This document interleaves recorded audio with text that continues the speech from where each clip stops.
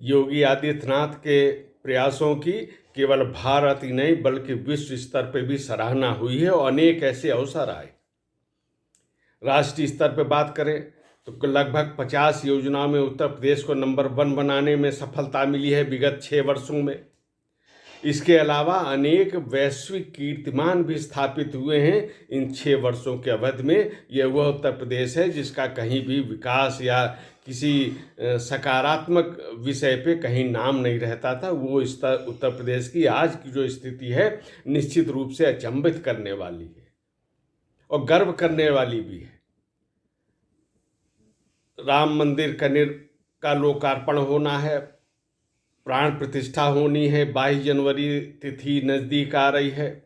उसके पहले जो अयोध्या में भव्य दीपोत्सव हुआ उस पर भी एक कीर्तिमान विश्व में बना, गिनीज बुक ऑफ रिकॉर्ड में ये कायम हुआ। 22,23,000 दीप यहाँ पे प्रज्वलित किए गए और ये भी एक कीर्तिमान बना। इसके पहले अगर हम देखते हैं तो योगी आदित्यनाथ ने जिस प्रयागराज कुंभ का आयोजन किया था उसमें भी अनेक वैश्विक रिकॉर्ड बने थे। एक नहीं था, वो अनेक वैश्विक रिकॉर्ड बने थे। सर्वाधिक संख्या यहाँ पे दर्शनार्थियों की, स्नानार्थियों की पहुँची थी। सर्वाधिक विदेशी प्रतिनिधि यहाँ पे उस समय पहुँचे थे। और इसके पहले जो कुंभ हुआ था उसमें अनेक विदेशी प्रतिनिधि जिसमें प्रधानमंत्री और राष्ट्रपति उन देशों के शामिल थे, वो वहाँ का प्रदूषित जल देखकर वापस लौट गए थे।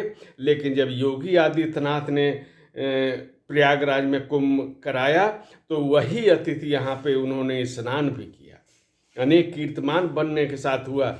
और 1.5 वर्ष पहले करीब जब योगी आदित्यनाथ दोबारा मुख्यमंत्री बने थे तो उन्होंने कहा था कि उन्होंने 5 वर्षों में के जो पहला कार्यकाल था उसमें तो कई विकास के कीर्तिमान बनाए हैं और अब उनका मुकाबला पिछली किसी सरकार से नहीं बल्कि अपनी ही पिछली सरकार से होगा।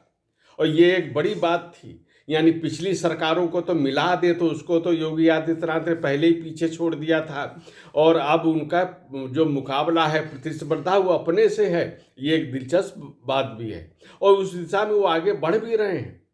और यही जो अयोध्या जी में जो रिकॉर्ड बना ये उसी का प्रमाण है। और केवल ये रिकॉर्ड बना केवल दीपोत्सव नहीं है, ये अयोध्या की एक तीर्थाटन और पर्यटन की दृष्टि से विश्व में एक मान्यता मिल रही है। यह भारत की और उत्तर प्रदेश की अर्थव्यवस्था के लिए भी बहुत महत्वपूर्ण और उल्लेखनीय बात है। 54 देशों के प्रतिनिधि यहाँ पर शामिल हुए, राजनयिक थे, वो दीपोत्सव में शामिल हुए।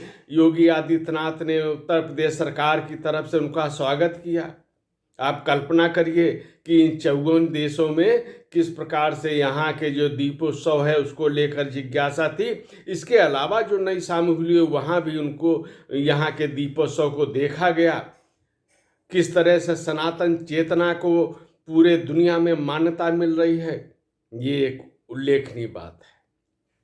कोई विध्वंस कर सकता है विदेशी आक्रांता किसी मंदिर का, लेकिन वो सनातन चेतना है उसको धूमिल नहीं कर सकता। ये बात आज देश देख रहा है।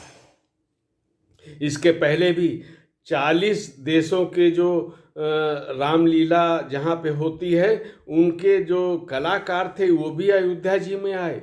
उन्होंने भी अपनी कला का प्रदर्शन किया। एक तरह के वैश्विक स्तर पर एक इवेंट बन रहे हैं जिनमें बहुत आकर्षण है विदेशियों का भी और बड़ी संख्या में यहाँ पे पर्यटक और तीर्थयात्री पहुँच रहे हैं। उसी दृश्य से यहाँ पे विकास कार्य भी चल रहे हैं। 33,000 करोड़ से अधिक योजनाओं का जो क्रियान्वयन चल रहा है वो पूरा होने के बाद अयोध्या जी एक वैश्विक मानचित्र पर और वैश्विक पर्यटन की दृष्टि से भी एक स्थल के रूप में विकसित होगा, ये दिखाई देगा। निश्चित रूप से ये वर्तमान सरकार की एक बड़ी और अभूतपूर्व उपलब्धि है।